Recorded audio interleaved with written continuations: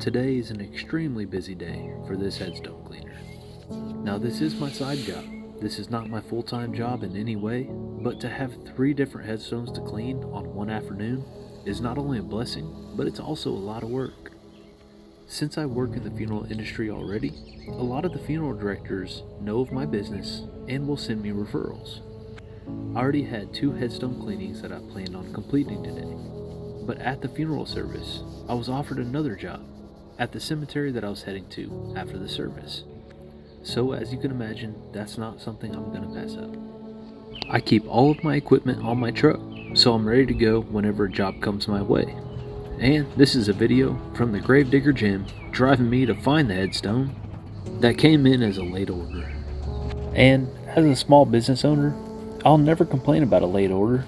I'm always ready and willing to complete a headstone cleaning job. For a headstone cleaning like this, it's pretty simple. We need to remove all the algae and growth that's happened on the nameplates of the stone, trim and edge, and make sure that the growth doesn't come back. So with that being said, enjoy the video. And there's a lot more commentary to come about headstone cleaning, my side of the business, what products to use, what products not to use, and how to deal with extremely old headstones.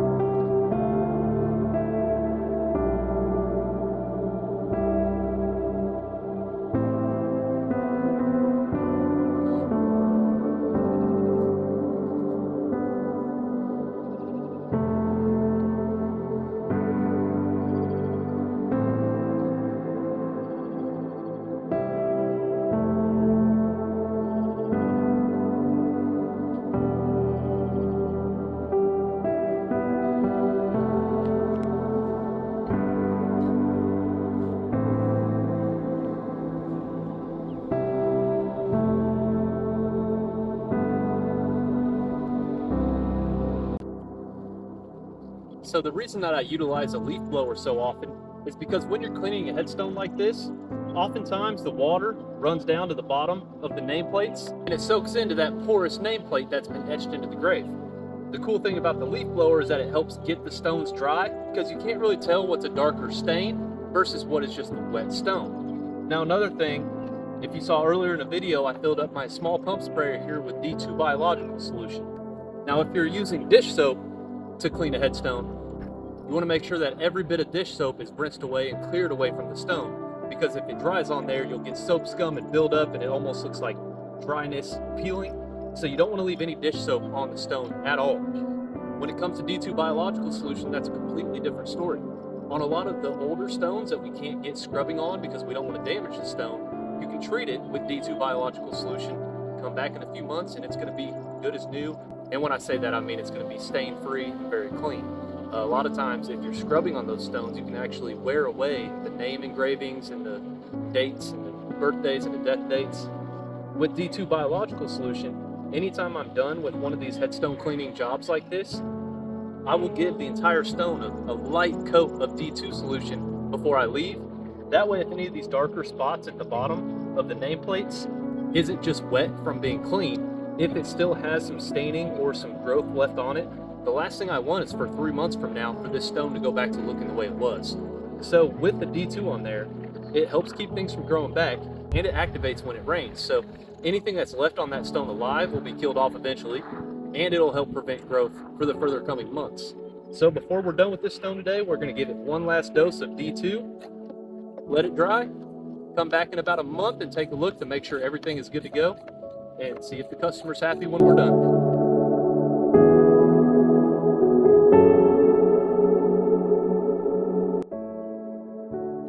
And as you can tell, it was pretty dry, but as soon as I sprayed the solution on, it darkened back up at the bottoms, it darkened up at the top, and that's where it's soaking into the stone itself. So I'm not too worried about this having any more of an issue. It should be clean. I'll come back next week when I have the service here again, and I'll take a look at it just to make sure. And if it's not perfect, I'll treat it again with D2, but that probably won't be needed. So there are times where actually finding the headstone in a cemetery can take longer than the cleaning itself. But on today's service, this is one that may require 2 or 3 treatments to get clean, just because you don't want to scrub too hard on one of these and have it eat away at the monument itself. Another thing we're going to have to fix today is all the setting compound on both the top and the bottom are both loose, so we're going to reset the stone as well.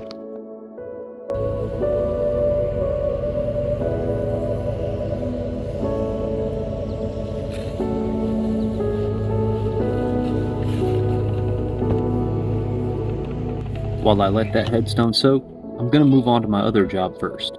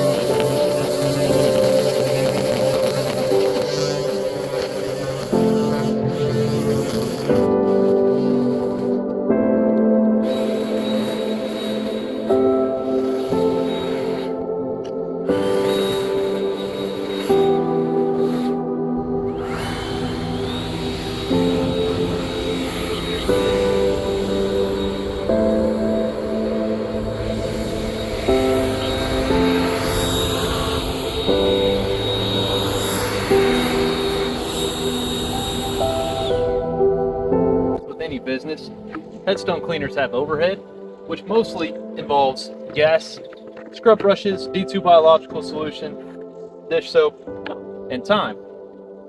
The reason that I'm more able to keep a low price point for my headstone cleaning is because of the fact that I'm already out in the cemetery every day setting committal services.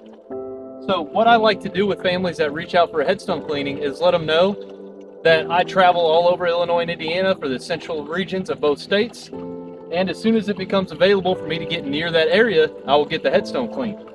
So while a monument company may charge $300, $400, $500 to get a headstone clean, just because they have their own truck, it takes gas, they have to send a guy out and pay the guy to do the work. For me, I can keep the prices lower just because I'm already out here, and I'll get it done within a few weeks.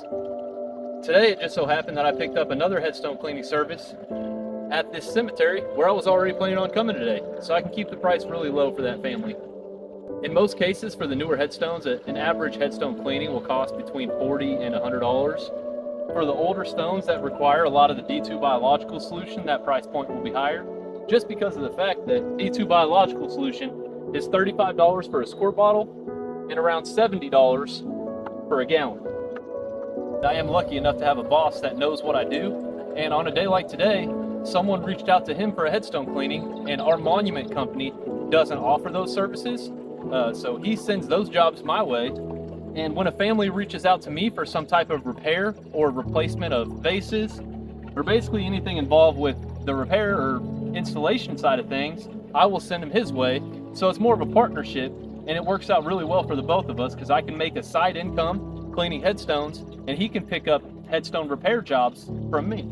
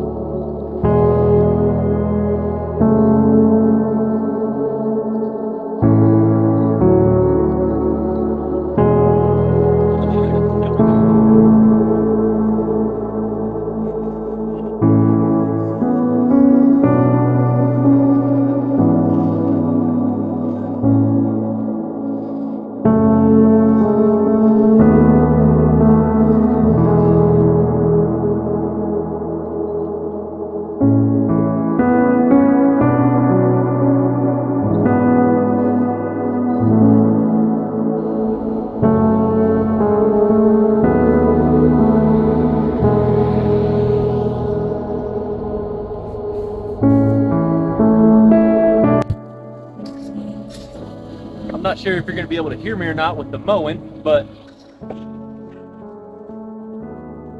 one thing I always say when I do a headstone cleaning video is that the number one rule of headstone cleaning is do no harm. That being said,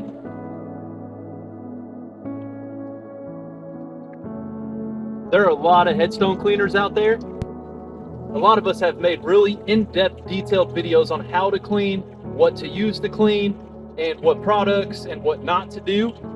My main thing I would say is do as much research as possible before even cleaning one of your family member's stones. Even though the foundations are concrete and the stones are a lot of times granite or marble and extremely hard, you can still damage these stones relatively easily. There's nothing worse than pulling into a cemetery and seeing an older gravestone from the 1700s or 1800s. It's pure white, but you can tell they use bleach to clean the stone because that stone is cracking and disintegrating and falling apart. You can't read the name on it, and it's a tragedy to lose that type of history from our cemeteries. So if you want to be extremely safe, just use water and D2 biological solution. If you're going to use Dawn dish soap, keep it plain, unscented, no non-colored, just regular blue dish soap, and make sure you rinse it extremely well. In my opinion, D2 biological solution is by far the best product on the market for headstone cleaning, but it is somewhat pricey. But it does keep the headstone cleaner for longer because it continues to work after the stone's been cleaned. But for the most part, use tons of water, use very soft scrub brushes, no wire brushes, no bleach, no chemicals, just D2 biological solution and plain Jane dish soap if you are going to use dish soap. Just use plain dish soap and rinse it all off. Now for a headstone that I'm cleaning right now, I want you to do a whole heck of a lot of research because you can very easily damage one of these really, really old stones. So what I'm doing today is I've arrived here with 2 headstones to clean. The first thing I did was locate the really old one that I knew was going to need a lot of D2 and probably more than one cleaning to get done. I went ahead and soaked that thoroughly with D2 biological solution to let it get to work, let the sun beat down on it, kill off all that algae and bacteria and lichens that are growing on it, and let it really soak into that stone and soak into all that algae. I went and cleaned the other stone and got it done. Now on that one I did use dish soap, diluted down in a gallon of water, and I rinsed it all thoroughly. Now the one thing that D2 is really good for is I may not have gotten every little speck of algae, and if you don't get it all, it can come back.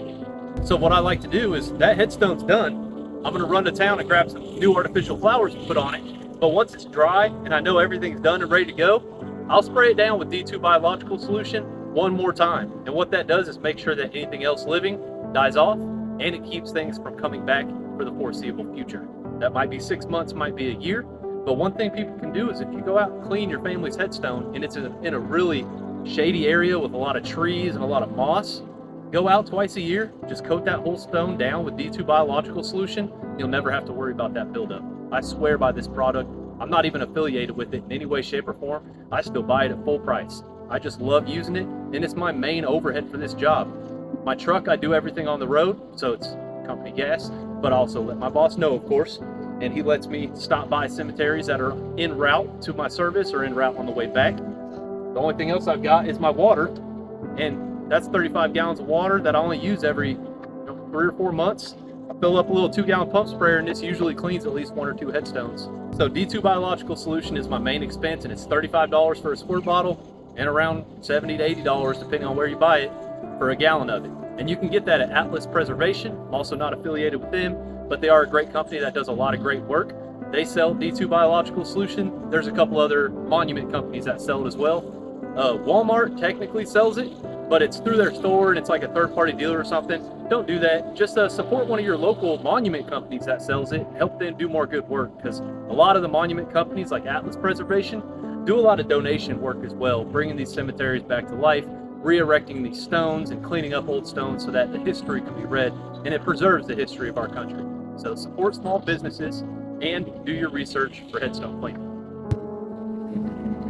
Now, if you'll notice, and if you can hear me, this stone looks a heck of a lot worse than when I first treated it today. And that's exactly what I want to see. I want to see all that algae and lichen and everything reacting with the solution. That lets me know it's getting to work, getting into the stone, and those stains are coming out to the surface and leaching off the stone. So while I go get my blower and trimmer and all my headstone cleaning supplies, I'm going to treat this lightly one more time. Then we're going to do a soft scrub on it, rinse it off extremely well so that we can then reset the bottom and the top. And then when it comes to a concrete foundation like this, the best thing we can do is give it a light scrub as well and wait for the D2 to do its work to clear up the stains on this, because those stains in concrete, they get real deep in there and it's almost impossible to scrub them out. So let's get this treated one more time and we'll get to work.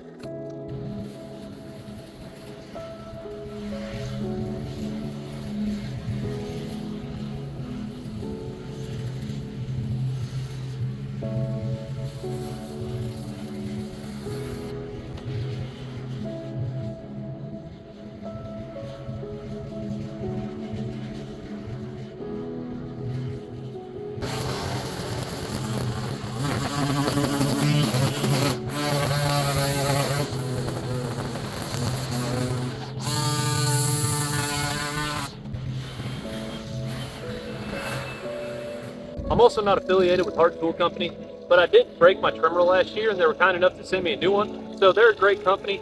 Their tools are great. I've got their impact driver and their regular drill and everything at home, so go check them out as well. Now, whenever you start a headstone cleaning, if there's a lot of algae buildup that sticks up out of the stone, you can use a soft plastic scraper.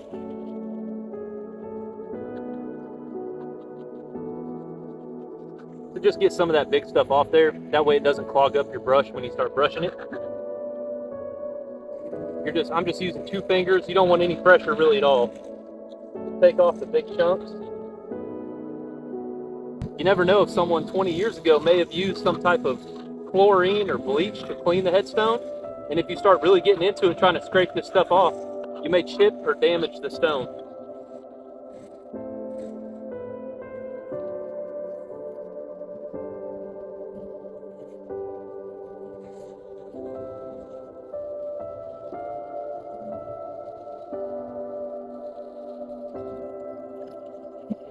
So this white scrub brush is basically the softest scrub brush I have. And it's really good for stones like this because you don't really have a chance of damaging anything. It's super soft.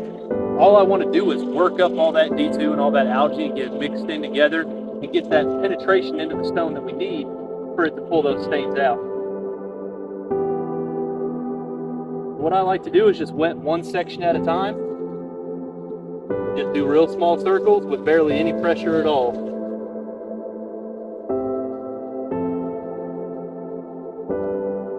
And truth be told, it's just like washing a car. You should always start from the top.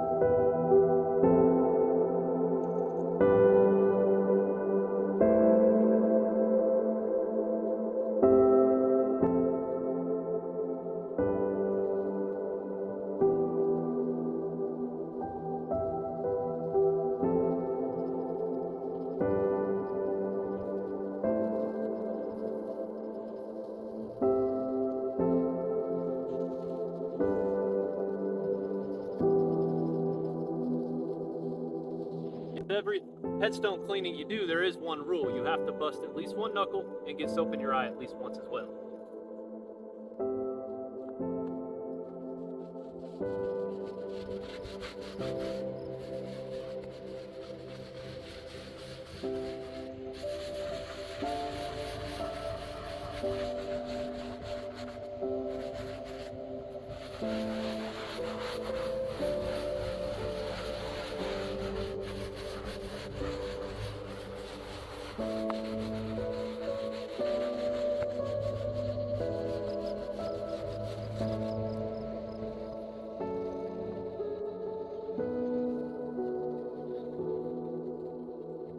Always keep that stone wet. You don't want it to dry. Even with D2 biological solution, it's fine if it does. But what that does is it makes it harder for the soap to work its way in. You want to keep it viscous. You want to keep it active and sudsy. That way it continues to work.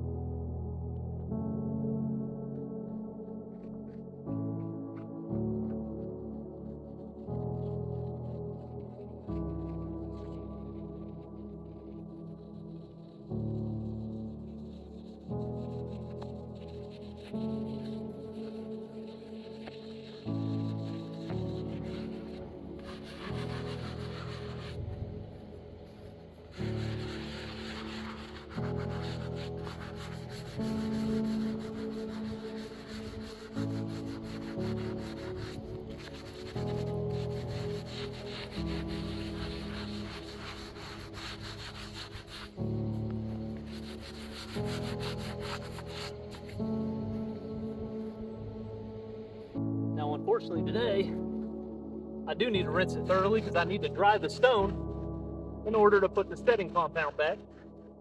But it'll still leave a lot of that solution on there.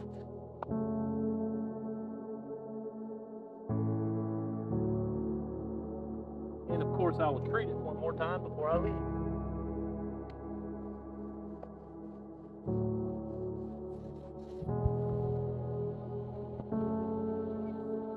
All right, now while I go get my setting compound ready and get everything good to go, I'm just gonna let this continue to soak.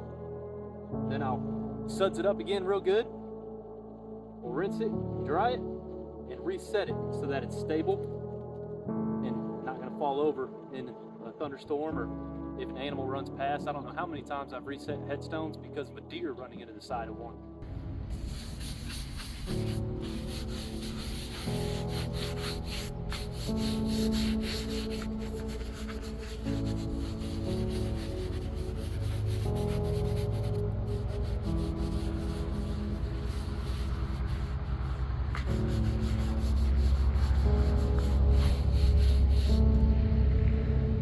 Alright, I've got some high hopes that this really put in some work today.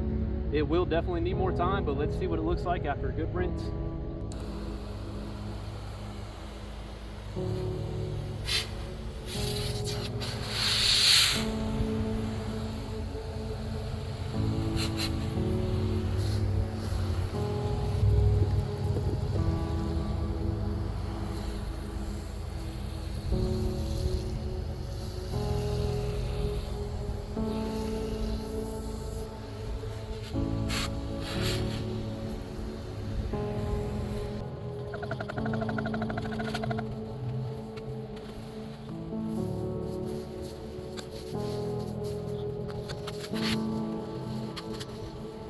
And rookie error, I completely forgot that we were resetting these.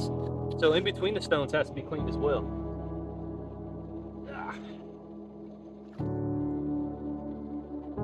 So as you can see, there's some dried up setting compound on here. It's really easy to just pop this stuff off.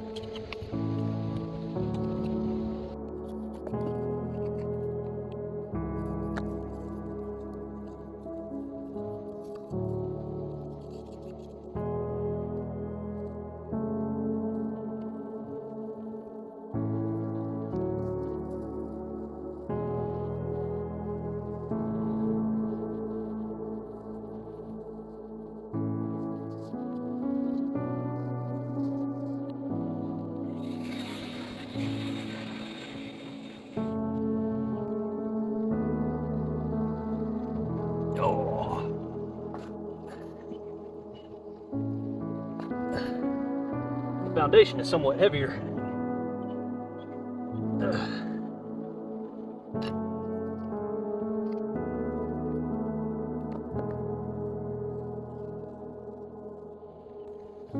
And thankfully on both pieces of the granite, we can see exactly where it was sitting before. So we can set the setting compound down directly instead of having the stone over the top and having to eyeball it and then cut a bunch of excess off. It's easier when you can see exactly where the stone needs to sit on the foundation and on the base.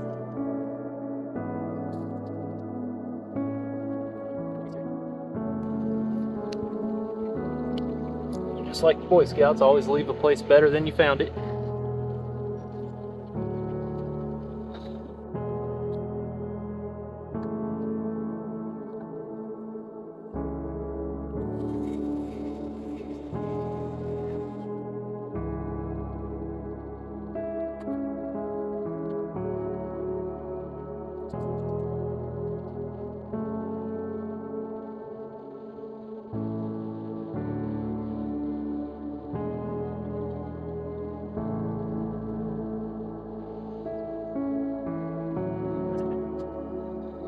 Wherever that setting compound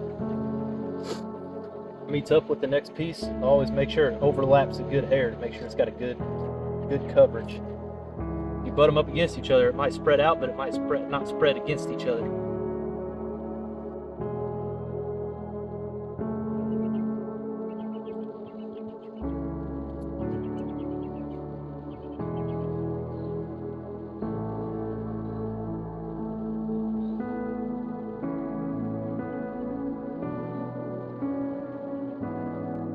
where it looks just a little thin, we'll just add a little bit more.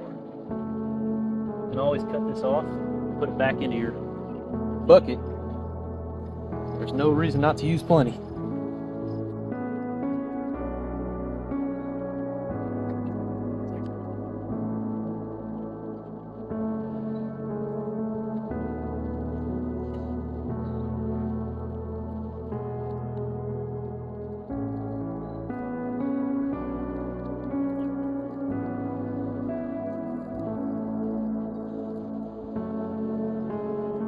I'll admit, using a knife might seem a little bit aggressive, but most guys use a metal blade of some sort. This was just $1 at Dollar Tree, and I use it for edging stones, but it's perfect also for removing the excess setting compound. I just press down so I feel the concrete, but I'm not scratching it. At a perfect angle to leave just a little bit of excess. Make sure as it settles, the compound can move out ever so slightly.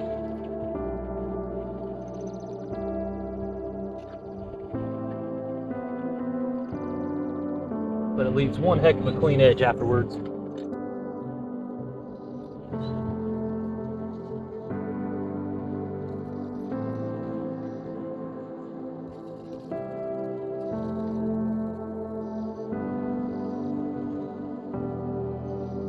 And while I do consider myself a professional headstone cleaner, I don't consider myself a linguist.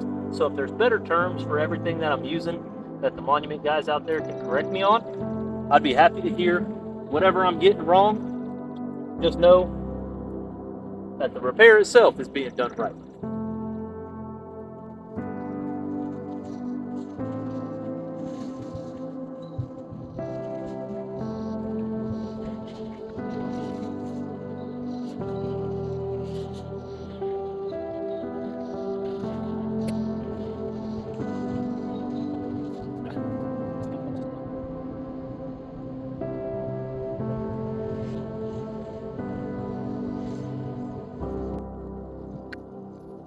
Like I said before, I'm not actually using this blade to cut into the stone. I just press down and lightly drag it, just enough to push through that clay-like setting compound.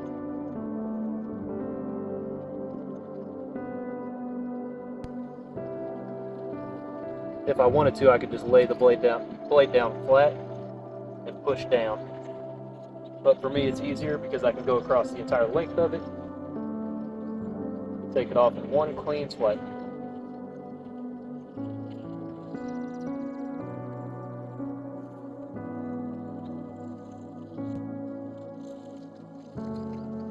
I'm actually pleasantly surprised about how this one turned out today. I didn't think it was going to come quite as clean as it's already gotten. So normally I'd have to come back in a few weeks, treat it with D2 again, and then let the customer know that the cleaning job was complete. But on this one, I might take some after pictures and go ahead and send them over, and also let the family know that it will continue to clear up in the coming weeks.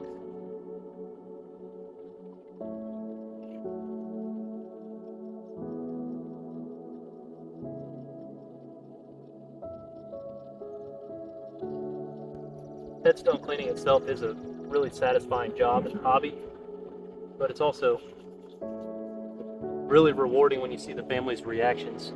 This stone might be a family member's from 200 years ago. Well, now that I can read the stone, this is actually a baby grave from 1904, a baby that lived 4 days. And if you're someone who's lost a child, I'm sure that hits pretty close to home. I know it does for me. But some people, they never visit their relatives in the cemeteries. Other people, they stop by daily. I know of a couple cemeteries where I've gotten to know people on a first name basis that come out every single day and talk to their loved ones, whether it be a lost wife, a lost child. And for some people, doing something like this means the absolute world to them. And for me to do it as a job almost doesn't feel right at times, which is probably one of the reasons I keep my prices as low as I do, because all it really costs me is a few dollars and some time. So I really love doing these. I love donating these, and I love the job itself, being able to clean these up, bring them back to life. It just makes you think about the history of what different people who have passed and are laid to rest in the cemeteries. You know, if you ever sit down with someone who's in their 90s and they're still with it, they've got stories. You could sit there all day long. And I wonder what all the people in these cemeteries, stories they have to tell. I always sit there and ponder what the person laid to rest in this cemetery, what the craziest thing they ever saw was. And I'm sure there were some pretty incredible stories. So I'm going to get everything cleaned up. We'll treat this one more time with D2 just to make sure that it's still cleaning up and continuing to clean once I'm gone today. We'll take some pictures of this one, run to Dollar General, grab some flowers for the headstone I cleaned on the other side of the cemetery, and we'll be done for the day.